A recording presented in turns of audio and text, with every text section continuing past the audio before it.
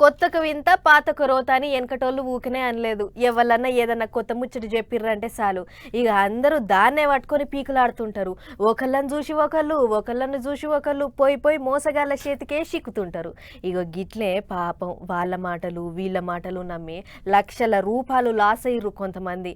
నమ్మి నాన్న వస్తే పుచ్చిబుర్రలైనట్టు ఆఖరికి ఆగమాగమయ్యారు. చూడుర్రు ఏమైందో.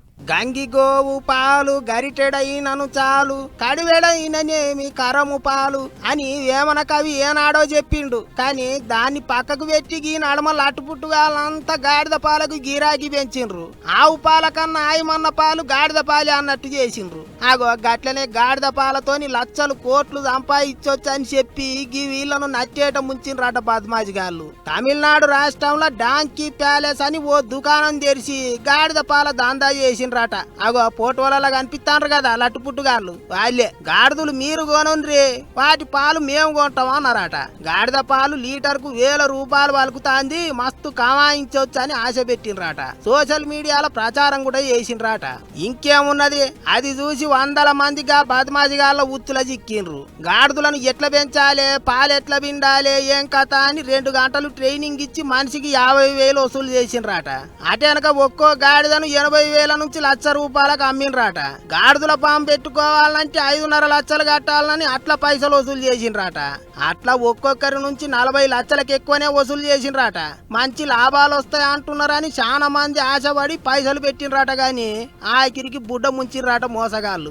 2023 జనవరి నుంచి ఏప్రిల్ ఎండింగ్ వరకు కావాలని అందరికీ చక్కగా డబ్బులు వేశాడు. 2 లక్షలు 3 లక్షలు వాళ్ళు ఎంతైతే పాలు తీసుకున్నారో అందేశారు. ఎందుకంటే ఆ 2023 జనవరి నుంచి ఏప్రిల్ వరకు 400 మంది ఫామ్ యజమానులు ద్వారా యూట్యూబ్లో ఎంటర్టైన్మెంట్ చేసి ఆ సోనికా అనే అమ్మాయి చేత యూట్యూబ్లో చెప్పించి ఇది నెలకి 10 లక్షలు సంపాదించవచ్చు అని అమాయకమైనటువంటి ఒక రైతులకి ఫార్మర్లకి మోసగించి ఈ యొక్క ఉచ్చులో ఊబిలో దింపి ఎంతోమంది ప్రాణాలతో చెలగాటం ఆడుకుంటా ఉన్నారు. నెలకు 10 లక్షలు వస్తాయని చెప్పేటాలకు మస్తు మంది గాడిద పాల వ్యాపారం చేసేందుకు ముంగటికి వచ్చిండ్రట. అందరి దగ్గర నుంచి లక్షల రూపాయలు వసూలు చేసి దగ్గర 100 కోట్లు దోసుకున్నారట. ఆఖరికి ఇప్పుడు ఆ గాడిదలను అడిగేటోడు లేడు, ఆ పాలను కొనేటోడు లేడు, మా పైసలు మాకి అంటే ఇచ్చేటోడు లేడు. గిట్లా ఆగమైతున్నారు పాపం మోసపోయినోళ్ళు. అటు తమిళనాడు సర్కారోళ్ళు పట్టించుకుంటలేరట, ఇటు మన దిక్కు సర్కారోళ్ళు కూడా పట్టించుకుంటలేరట. ఇప్పటికన్నా జరగా మోసగాళ్లకు బుద్ధి చెప్పి ఎవరి పైసలు వాళ్ళకు వచ్చేటట్టు చెయ్యిర్రి సార్లు అని వేడుకుంటారు. మరి ఏం చేస్తారో ఏమో గాని మంది మాటలు పట్టుకొని మరవానం పోతే మళ్ళొచ్చి చూసేటాలకి ఇల్లు కాలిపోయిందట. గిట్లా ఎవడో ఏదో చెప్పిండని నమ్మి మోసపోకుర్రి.